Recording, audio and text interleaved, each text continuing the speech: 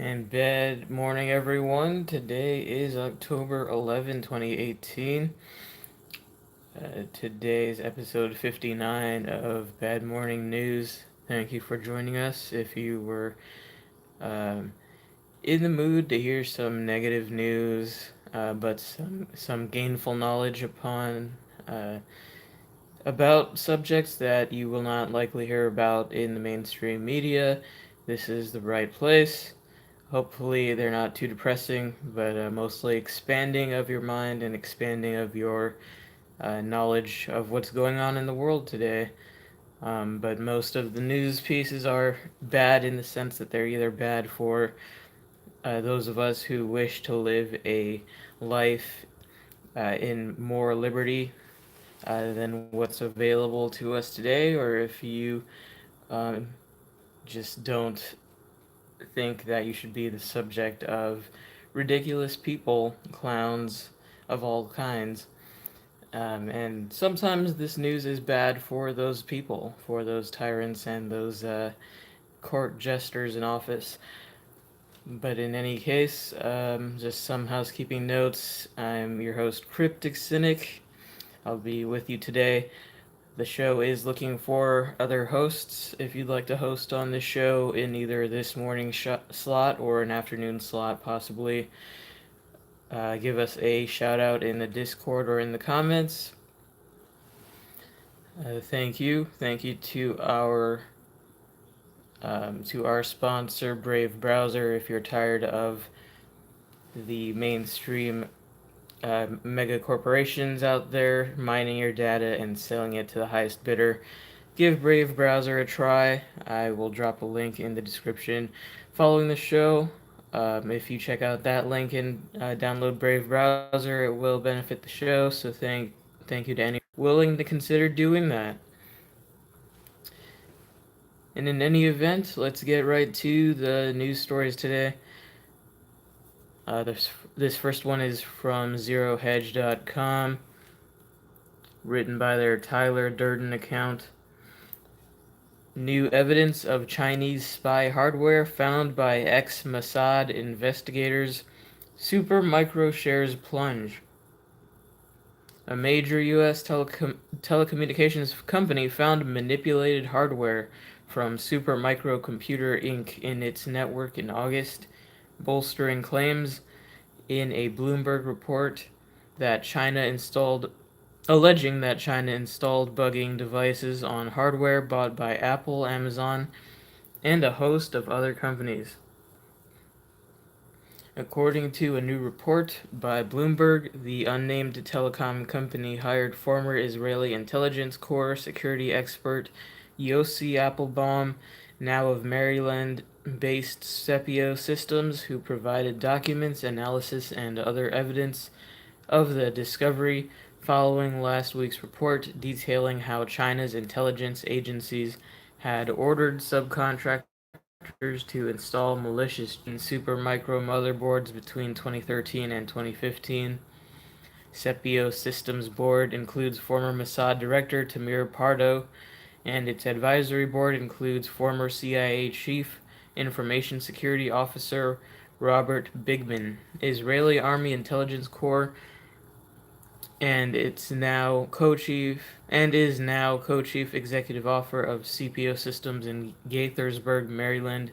His firm specializes in hardware security and was hired to scan several large data centers belonging to the telecom company. Bloomberg is not identifying the company due to Applebaum's non-disclosure agreement with the client, unusual communications from a Supermicro server, and a subsequent physical inspection revealed an implant built into the server's Ethernet connector, a component that's used to attach network cables to the computer. Applebaum said. Applebaum says that Supermicro is a victim, so is everyone else, and that he has seen similar manipulations of different vendors' computer hardware made by contractors in China, according to Bloomberg. He adds that his concern is that there are numerous points in the supply chain in China where hardware can be manipulated, which are virtually impossible to track down.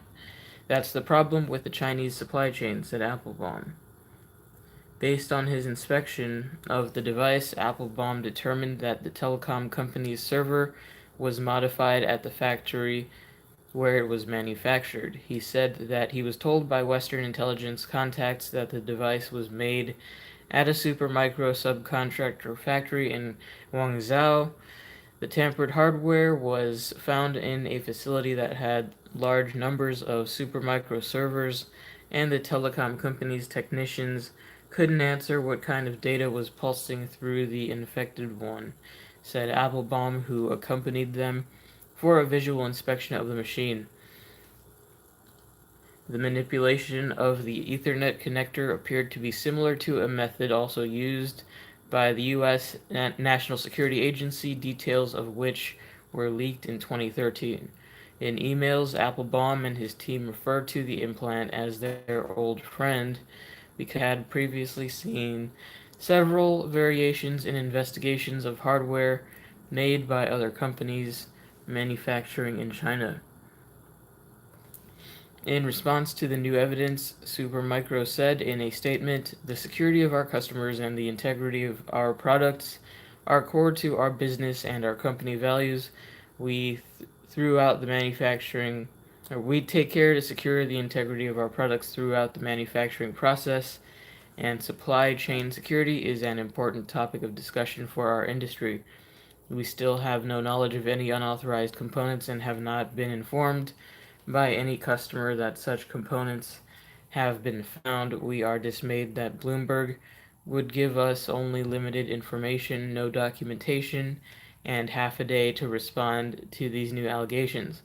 Shares of Supermicro dropped as much as 27% in Tuesday trading and are down approximately 45% since October 3, before the initial Bloomberg story hit the next day. Supermicro strongly refuted the initial Bloomberg report, while both US and UK Intel officials put out statements over the last several days in support of Amazon, Apple, and Supermicro, who say it never happened. As Bloomberg notes, the new manipulation is different from the one described last week. However, it shares key characteristics. They're both designed to give attackers invisible access to data on a computer network in which the server is installed, and the alterations were found to have been made at the factory as the motherboard was being produced by a Supermicro subcontractor in China.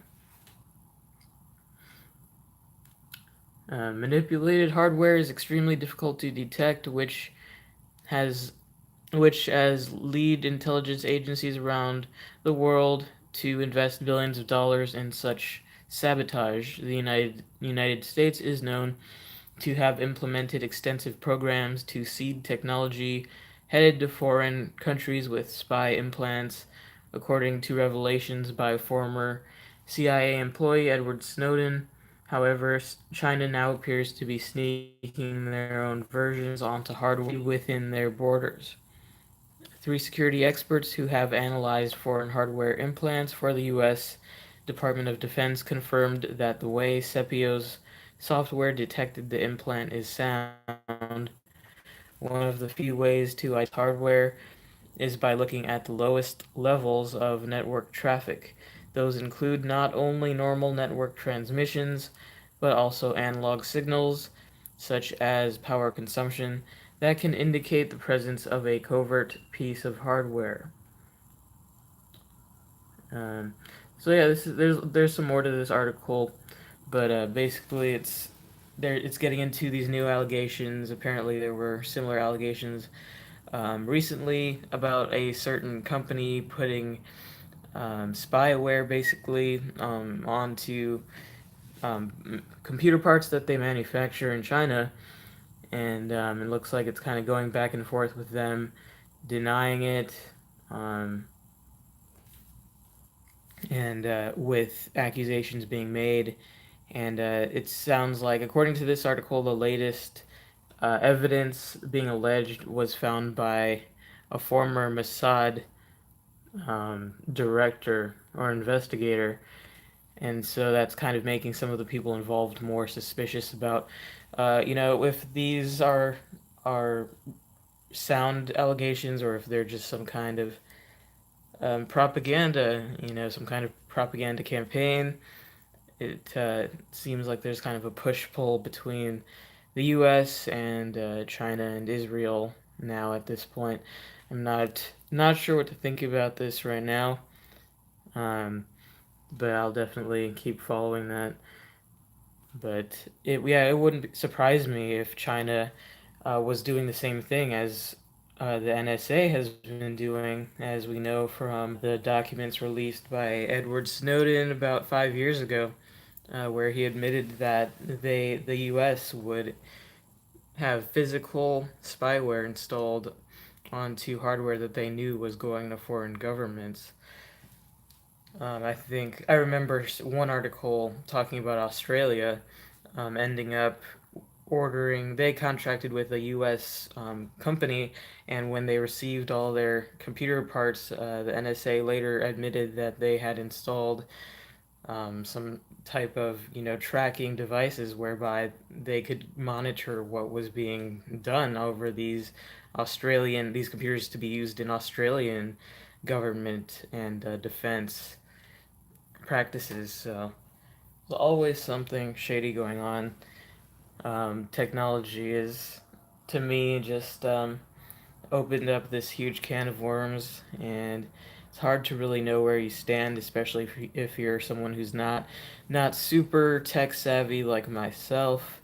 I just have to try and look for the most honest people out there who actually care about privacy and individual security and aren't afraid to criticize governments when they are out trying to steal all our data and spy on us and make us feel like cattle. But yeah, we'll keep an eye on that story. Let's see if I can get the comments working here. Danielle says, "Bad morning." Bad morning to you, Danielle. Always good to see you here. Hope you're having a good day so far. I'll get to this next story. So I initially saw this story on antiwar.com, and they linked to this longer article from mintpressnews.com. This is by Middle East Monitor. American college student held in Israel for support of BDS movement. Her crime, according to Israel's Strategic Affairs Ministry, is that while studying for her bachelor's degree in Florida, she was a president of an organization that supported a boycott against Israel. An American student has become the latest victim of Israel's law targeting supporters of the global boycott, divestment, and sanctions movement. Lara Al-Qassem, 22, has been held since last Tuesday at Israel's Ben Gurion Airport. Al-Qassem is a graduate of the University of Florida and a U.S. citizen whose grandparents are Palestinian. She tried to enter Israel to study on a master's degree program at the Hebrew University in Jerusalem, having been granted a student visa by the Israeli Consulate General in Miami. Upon her arrival at the airport, Israeli officials denied the student entry. Her crime, according to the Strategic Affairs Ministry, is that while she was studying for her bachelor's degree in Florida, she was president of an organization that supported the BDS campaign against Israel. A special ministry report has been compiled about Al-Qassem and her political activities. It was labeled somewhat dramatically sensitive, and according to Haaretz, includes information from 5 web pages. 4 are from Facebook apparently, but the bulk of the information used to detain her is from a website called Canary Mission. This notorious pro-Israel organization blacklists activists and academics seeking justice for Palestinians and has even been criticized by other pro-Israel groups for its aggressive tactics. The Interior Ministry is reported to have denied the request of a group of lecturers from the Hebrew University to visit Al-Qassem at the detention facility where she's being held until a final decision on her case is made. So far, only Al-Qassem's lawyers have been allowed to visit her. An official at the U.S. Embassy in Israel said earlier on Sunday that it is aware of Al-Qassem's detention. "We are aware of the case and our embassy is providing consular assistance," the official told Haaretz. As of Sunday afternoon, the supporters of the student have raised nearly $6,500 for her legal fund on a GoFundMe page. Al-Qassem is the latest individual to fall foul of the Israeli law targeting supporters of BDS. In May, U.S. civil rights activists were deported by the Israeli authorities following their detention at Ben Gurion Airport. The law has been slammed by the human rights group, which have denounced the measure as blatantly anti-democratic. So yeah, this story, I guess this student, she she got a visa to go study in Israel, and then when she got there, they said, "We want you to apologize for having been part of this group until, and if you don't apologize satisfactorily, we will not allow you to come into Israel." As it says there, her parents were Palestinian, so I guess she probably wanted to go and because I kind of wondered, why would she want to study in Israel if she is supporting, boycotting Israel? But I mean, I guess it's understandable that maybe she wants to go visit, basically what's her homeland. Um, and obviously, there's all kinds of dispute around what is Israeli land and what is Palestinian land now. But generally, Palestinians are from there, and it's only been recently that Jerusalem has been more and more associated with Israel and not Palestine. I know that they basically segregate areas of Jerusalem off, and certain areas are only allowed to be visited by Israelis, and certain areas are kind of left for Palestinians to be able to visit. So the whole thing is kind of a shit show, but it's just bizarre that she's apparently now fighting this in court, and she's living in the airport. As I read that in another article about this topic, she's living in the airport until her case is decided, and apparently the authorities in the airport won't even let certain people visit her. So I don't know what'll happen with this. I'm sure it's pretty daunting, and over something that really wasn't. It's it said she was the president of a BDS group, mostly just advocating for people to boycott hummus and certain Israeli products. I can see why the Israeli government would be angry about it. They're notorious for really cracking down on a lot of that type of thing. So it doesn't surprise me to hear that. That's not something I would think most people who claim to support, freedom would think is acceptable to detain someone because they had a political opinion, basically. An anti-government political opinion. I mean, if that happened in the U.S., I'm sure there'd be a lot more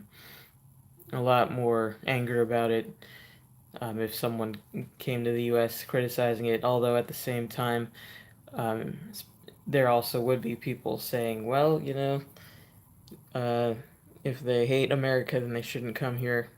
I mean, there's always that type, but you know, it's just I don't think it looks good if you want to claim to be on the side of free expression. You can't really have this level of crackdown going on. But in any event, let me check the comments here. Finian says Israel is known for trapping people like that on purpose, probably lured her there on purpose to detain her. Yeah, that's true. That was mentioned in the article as well. I know that's happened a couple times that I've seen at least. And good to see you, Finian. Good to see you. Always good to have you commenting and have you with us. Hope you're doing well, Finian. Um, I have another article. All right. Next one is from NBCNews.com. U.S. infant mortality rate stays high, report finds. This is written by Maggie Fox. The U.S. infant mortality rate has stalled, the latest government report finds, giving Americans one of the worst rates in the developed world. Just under 6 out of every 1,000 babies died at birth or in the first year of life in the U.S. in 2013, triple the rate of Japan or Norway, and double the rate of Ireland, Israel, or Italy, the latest report from the National Center for Health Statistics finds. The rate is barely changed from 2012, although it's down 13% from 2005. The highest rates were in Alabama, Mississippi, and Louisiana. The lowest infant mortality rates were in Iowa, Vermont, and Massachusetts. The NCHS, part of the Centers for Disease Control and Prevention, found the number of infant deaths was 23,446 in 2013, a decline of 208 infant deaths from 2012, the CDC wrote in the report. Birth defects were the single biggest cause, but the report finds a high rate of low birth weight babies and preterm births. In 2013, 36% of infant deaths were due to preterm related causes of death, and an additional 15% were due to causes grouped into the sudden unexpected infant death category, the research team wrote. Black women had the highest infant mortality rate at 11 per 1,000 births. Cuban women had the lowest rate at 3 per 1,000.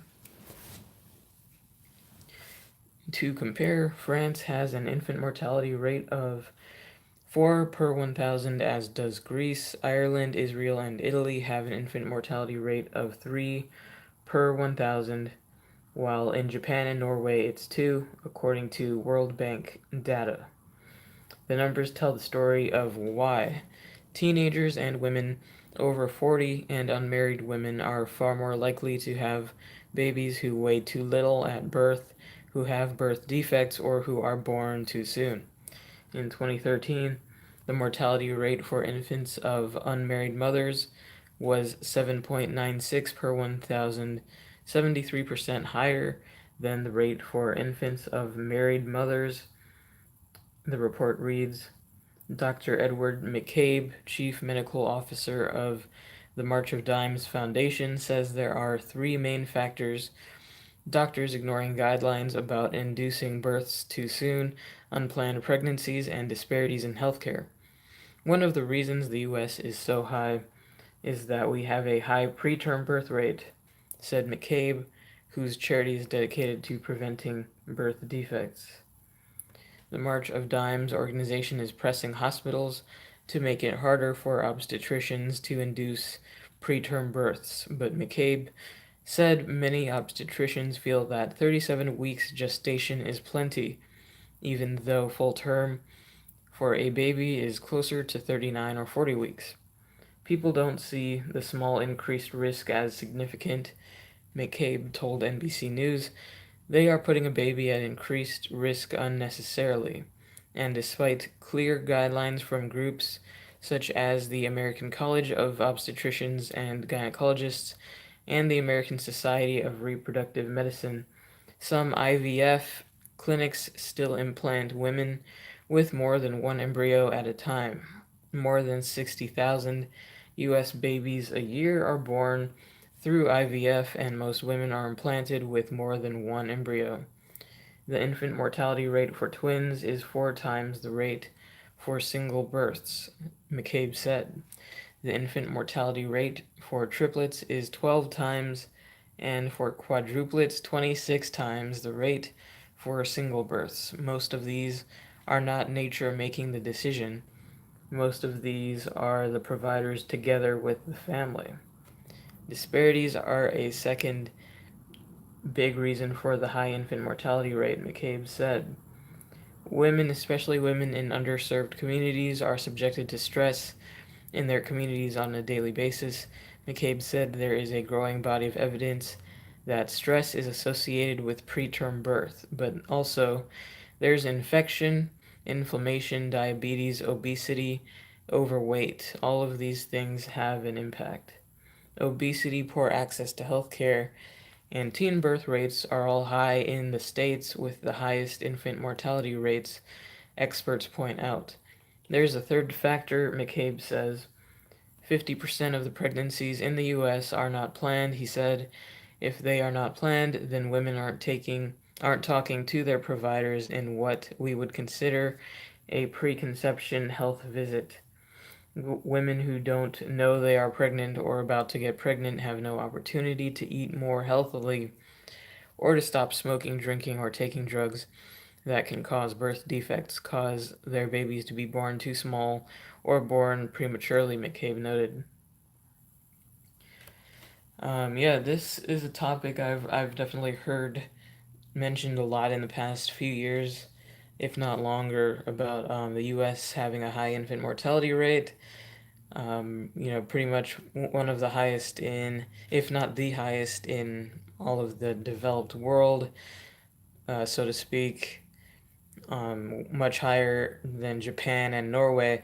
One thing I find interesting, though, is that the article mentions Japan and Norway as having the lowest infant mortality rate in the world, but then as we've heard over the years as well, Japan and Norway have like a very low birth rate overall, um, and I think that ties in with some of the things given in the article about the reasons for the U.S. having a high infant mortality rate, because a lot of the mothers are either living in poverty or are having an unplanned pregnancy, and I feel like in countries like Japan and Norway, where their birth rate is just low in general, the people who are having kids are probably more stable overall and less likely to be like teen parents, or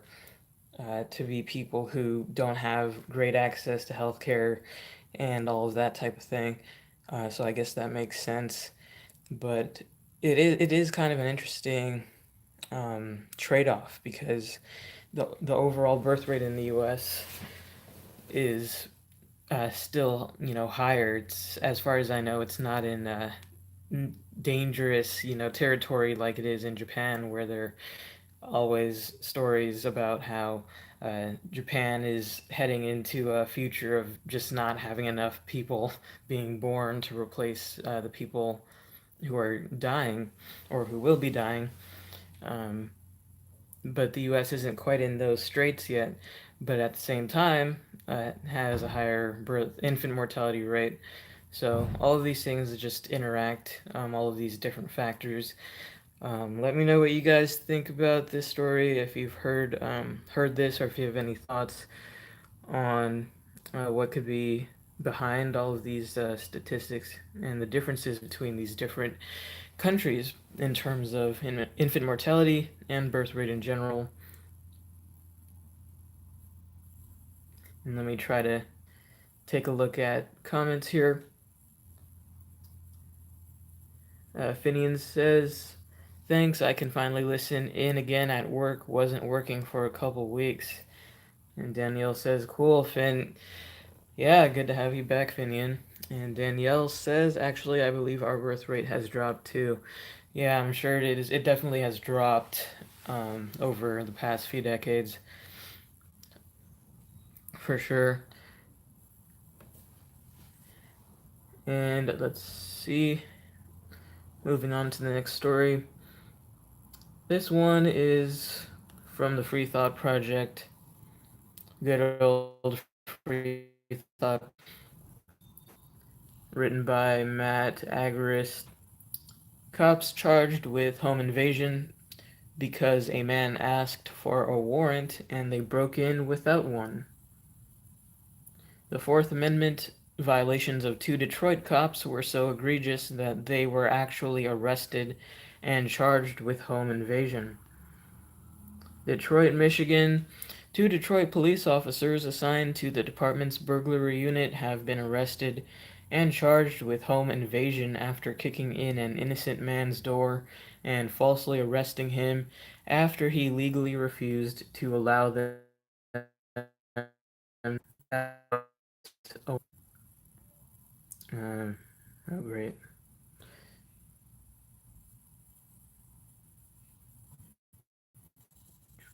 Sorry about that. Second. Okay. According to the Detroit News, Officer Bradley Clark and Sergeant Paul Glaza were charged Friday in the 36th District Court with second-degree home invasion, misconduct in office, malicious destruction of property under $200, and entering without a homeowner's permission in connection with the alleged incident January 22nd. It is alleged that the officers were part of the burglary task force and entered a home without a search warrant at 22550 block of Pembroke. Assistant Wayne County Prosecutor Maria Miller said in a statement. They also did not have an arrest warrant for the person they were searching for, who was not in the house. They instead detained and arrested the homeowner. The victim in the incident was 28-year-old Tashar Cornelius, who is now considering legal action against the department. Cornelius had done nothing wrong and merely asserted his Fourth Amendment rights when the officers allegedly kicked in his door, held him at gunpoint, handcuffed him, and then falsely arrested him after they failed to find the person they were looking for. A couple cops came to the house looking for a suspect. Cornelius said, I told them the man they were looking for wasn't here, but they refused to listen to what I was saying. They wanted to come in my house, and I told them, without a search warrant, you have no right to be here. I guess that teed them off, he said. I shut the door on them, but they didn't leave my property. They seemed convinced their suspect was here. So they kicked in the door and came in with their weapons drawn. Then they put me in handcuffs and searched the property. After not finding the person they were looking for, the cops, apparently upset that they didn't get to arrest anyone, then falsely arrested Cornelius. They claimed a taser he had in his home for protection was illegal, so they brought him to jail. I spent 36 hours at Mound, he said. My lawyer assured me there were no charges against me. Finally, they just released me and I walked out of there. They violated my constitutional rights, Cornelius said. I have to stand up against that. The officers have been suspended with pay as they await their day in court. According to Detroit police policy, officers are given paid suspensions when accused of crimes until the Board of Police Commissioners is petitioned by the chief to withhold salary. Whether or not the chief will do this remains unclear. The officers were both given $5,000 bail and were released shortly after their arrests. They spent less time in jail than the man they falsely arrested.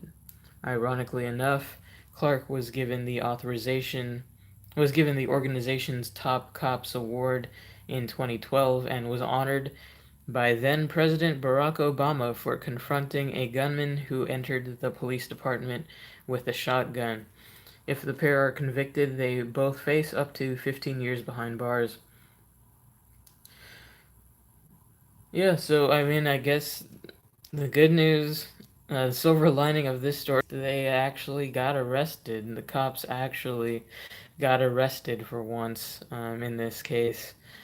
We know that's really rare in these types of cases for them to face any type of reprimand at all. Of course, they're still being paid, and they won't stop being paid until the commissioner goes through some process, which I'm sure they're not really likely to care about, since we know they're on the same side, all of them.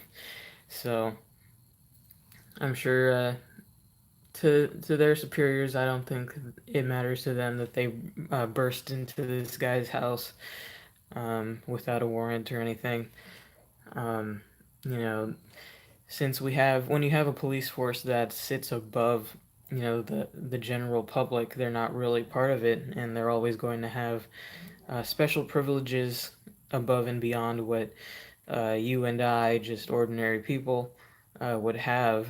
As ironically, the cops were supposedly looking uh, for a burglary suspect, I think it said, and now they become, um, burglars of a type, and they become the aggressor. I mean, they're here knocking in somebody's door because they're upset that they won't just let them in. And as we know, there's plenty of good reason for people not to want to voluntarily let the cops into their home. There's been plenty of cases where people have tried to be, compliant and conciliatory and respectful with the cops, and then ended up getting charged with something, you know, anything. As we know, the average American commits 3 felonies a day. And there's just thousands of pages of law, and most of us are doing something that runs afoul of the arbitrary, written down rules by the elite class to control us, when no one can, in terms of criminality, in reality.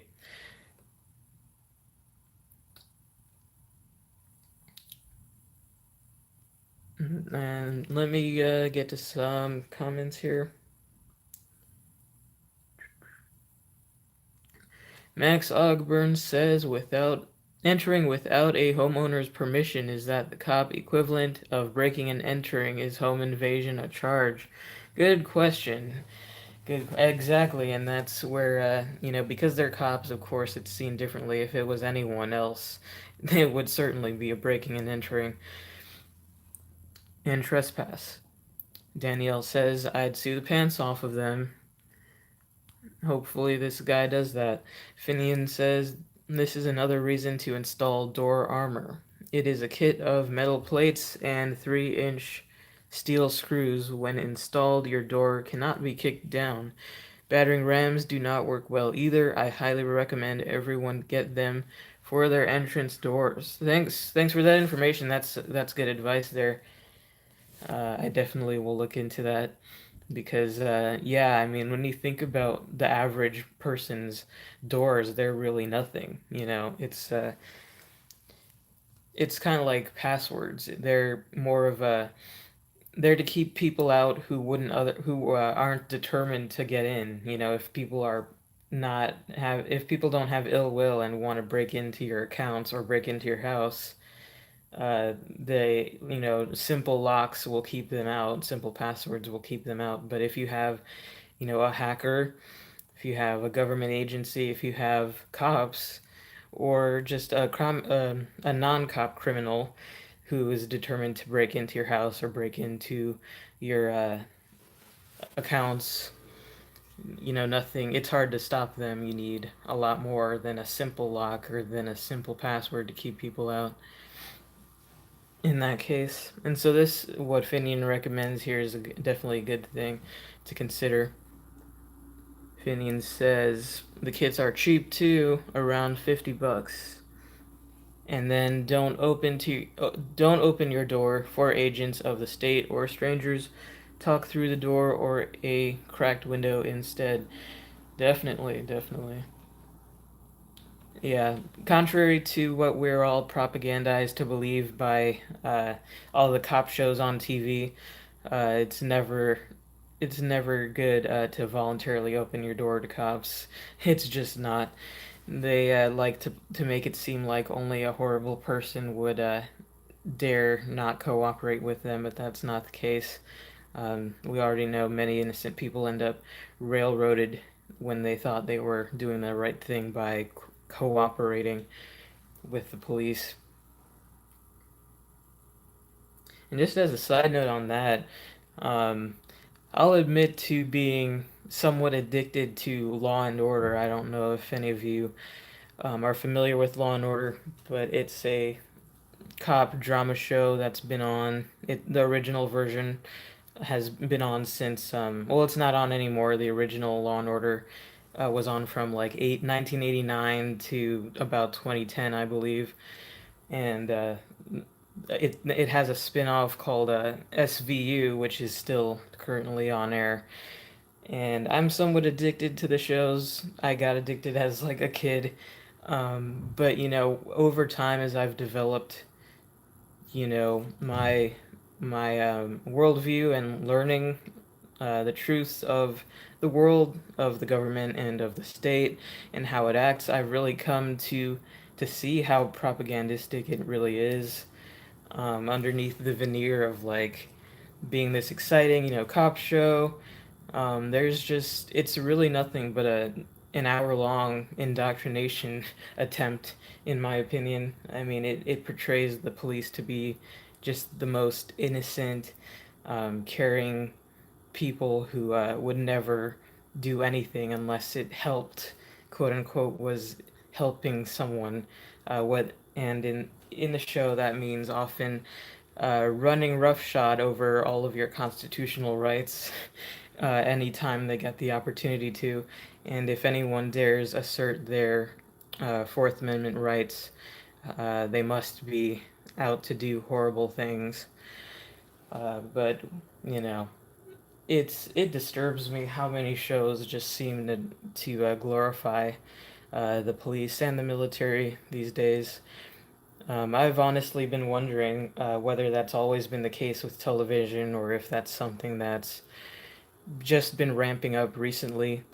Um, I'd definitely love to hear your guys' thoughts on that. If if you think that's something that's more recent or something that's been around a long time, because I really would like to know, honestly. Um, that's why I try to avoid television nowadays, though. All right, I have another article here from activistpost.com. All right, this is from Activist Post, written by Aaron Kiesel. Leaked Google document advises to police tone instead of content in the shift towards censorship. Let me read that again in case I think I kind of butchered it. Leaked Google document advises to police tone instead of content in the spirit of in the shift towards censorship.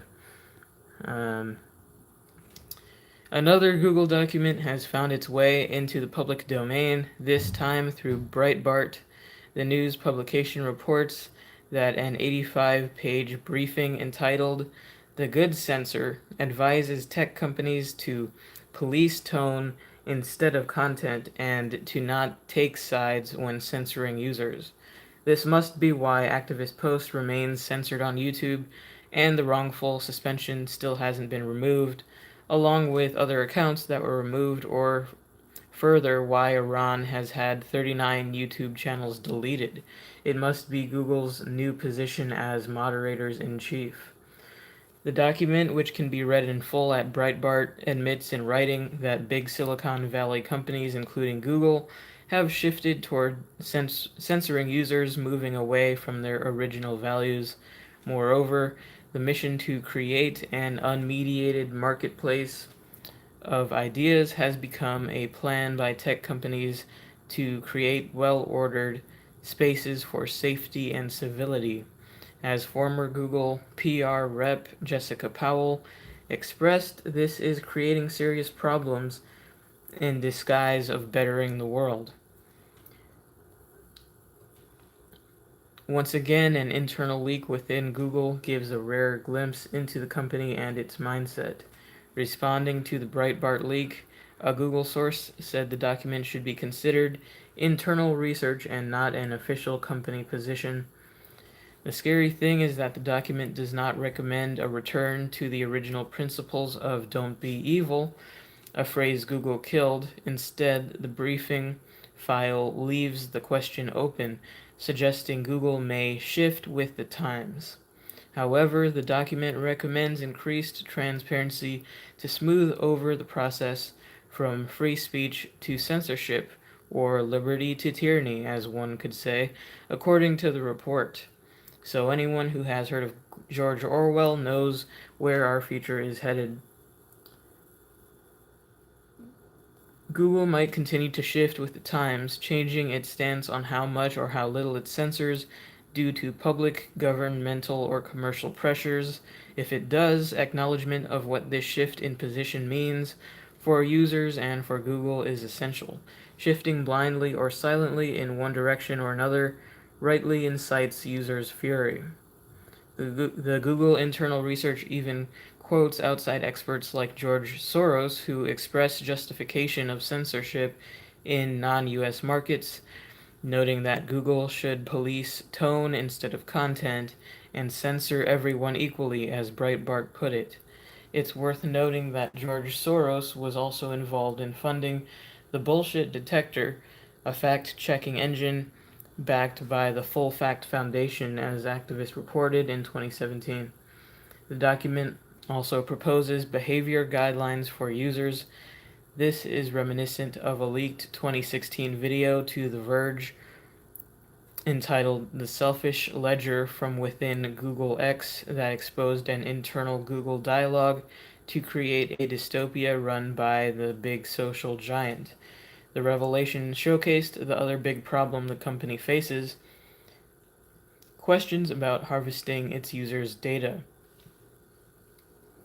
With that leak, the company's dystopian future it seeks to achieve is exposed. The 9-minute video goes on to describe how Google could keep a ledger of all human behavior and then use it to manipulate your decisions and those of future generations, all with the ultimate goal of pushing the company's values, offering services and products, and basically dictating the behavior of entire populations. That video was dismissed as just a concept meant to provoke discussion as well, or in other words, internal research. Then there is the most recent leak involving plans to implement a censored version of its search engine inside China, codenamed Dragonfly, and suppressing the internal memo about it. Further, if that's not enough, the company wants phone numbers linked to the searches. Finally, in May, Activist Post reported that Google had removed multiple references to its old catchphrase, "Don't be evil," from its code of conduct. Employees expressed outrage over the company's decision to work with the Pentagon's Project Maven, including signing a petition, with some even quitting. This caused Google to walk back the plans, denouncing support for Maven by stating that the company would not be renewing the military contract and would stop in 2019. However, as Activist Post reported, the agreement was already signed, so the company is locked in for another year until the contract runs out in March 2019. Google can then legally stop assisting the government with the advancement of artificial intelligence for use with its drones, a nightmarish scenario that brings glimpses of the movie Terminator to mind. These leaks offer a rare glimpse into the types of conversations and the views the company might be having, as well as aligning with many of Google's existing products that use AI. For example, suggesting routes in Google Maps, organizing albums in Google Photos, and even composing automated emails in Gmail. You can read the full shocking Good Censor document on Scribd here. And it links to this entire document, and I will post that in the Discord following the show. I'm not able to drop it into the chat right now. Apologies for that. But this is, just the latest leak in many dribs and drabs that have come out, showing all kinds of dystopian shit that Google claims, "Oh, we're just batting around ideas. It doesn't mean we're gonna do this." Sure, Google, I believe that. I believe that as much as I believe that, that you're just in it to, not be evil. And that kind of, even they admit they've done away with that outlook years ago. It's, as I said before, it's good to know at least some of their employees are giving some pushback on this and showing that they have some conscience basically, and they're not willing to just uh, be used by their superiors in Google to assist in drone bombing children for the U.S. military, because it disturbs me to think about some of these people who just like are so into tech that they don't take into consideration any type of morality, and they're just willing to do whatever if it gets them a paycheck. And unfortunately, we know that in this day and age, practically any of these large tech companies are all in bed with the military industrial complex at this point, with Amazon's Jeff Bezos providing cloud computing for the CIA and potentially engaging in other contracts in the future. It's not something that makes me want to trust them with my data and my information. Um, and it's good that they have people making that clear to them. And then the subject of censorship, also not surprising. It works in favor with their partners in the government to suppress alternative outlooks and alternative media like us here. Anyone who's calling into question any type of official narratives, they apparently have now started this campaign to call everything fake news. Everything that goes against the mainstream narrative is fake, and they'll prove it with their internal, kind of their circle jerk of people all saying the same thing, like Snopes being run by kind of these typical center left democratic type people who come out and denounce all of the evil conspiracy theorists who dare question anything the government ever says. And let me know what you guys think about that. If you think Google will just continue getting worse, or if they have hope in their future for being less evil. And I'll hit up some comments. Danielle says they have had shows about dirty cops too, though. That's true. That's a good point. I've definitely heard of some more newer shows that do show police in like a more negative light. I think The Wire is one I've heard about. I haven't seen it personally. I think that takes place in Baltimore with all kinds of dirty cops and corruption going on, and they kind of do showcase that in that show. Max Ogburn says most of them are getting DoD funding. Yeah, for sure.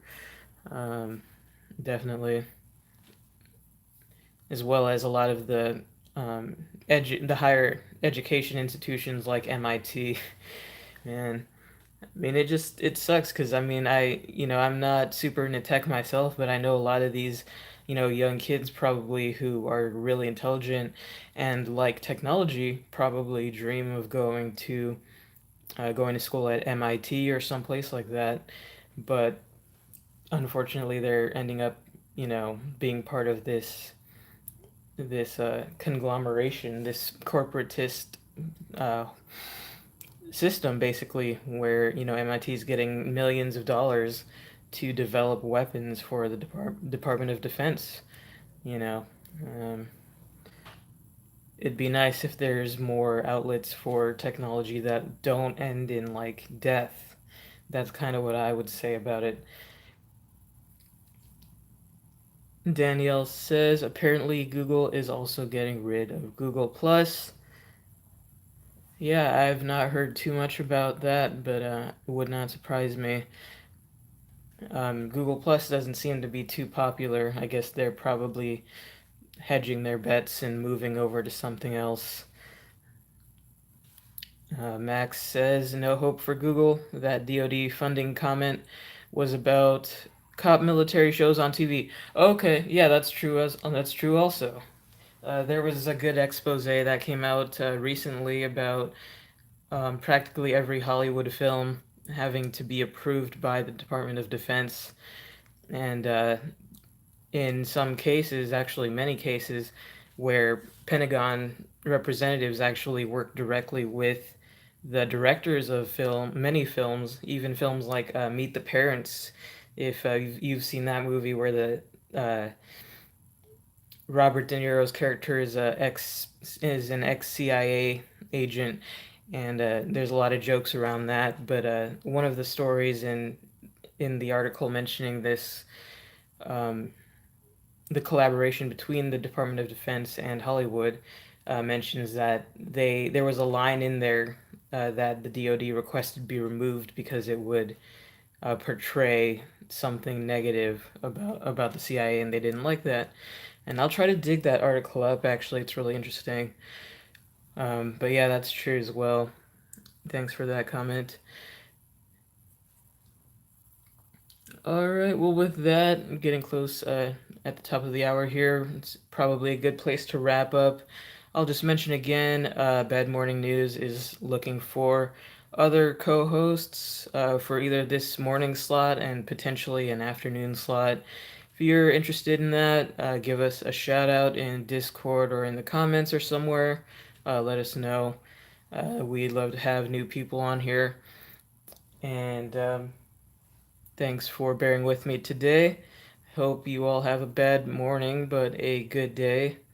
And don't let things get you too down.